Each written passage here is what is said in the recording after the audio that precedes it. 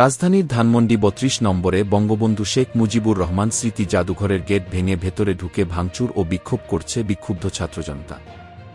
আজ বুধবার রাত ৮টার দিকে ধানমন্ডি ৩২ নম্বরে প্রবেশ করেন তারা। পরে সেখানে লোকসমাগম বাড়ে।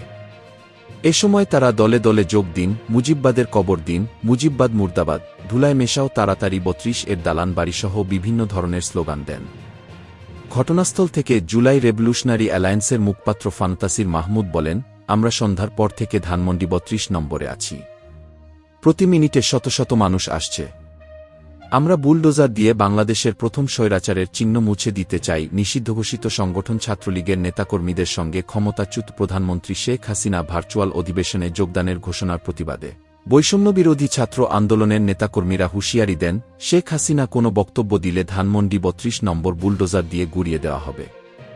এছাড়া জুলাই রেভলিউশনারি অ্যালায়েন্স বুধবার রাত ৯টার দিকে লং মার্চ টু ধানমন্ডি ৩২ কর্মসূচির ঘোষণা দেয়।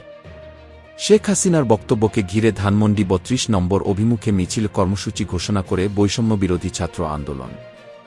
রাত ৮টায় শাহবাগ থেকে এ মিছিল শুরু করার কথা থাকলেও বিকাল থেকেই ধানমন্ডি ৩২ এলাকায় জড়ো হতে থাকে ছাত্রজনতা। সন্ধ্যা হতে হতে সেখানে ব্যাপক জনসমাগম দেখা যায় এবং ফ্যাসিবাদ বিরোধী নানা স্লোগান দিতে শোনা যায়। এক পর্যায়ে উত্তেজিত ছাত্রজনতা ধানমন্ডি ৩২ নম্বর বাড়ির গেট ভেঙে ভেতরে ঢুকে পড়ে এবং সেখানে ভাঙচুর শুরু করে। ঢাকা মহানগর পুলিশের অতিরিক্ত commissioner S N Nazrul Islam বলেন, এই ধরনের কর্মসূচির সম্পর্কে আমরা অবগত ছিলাম না।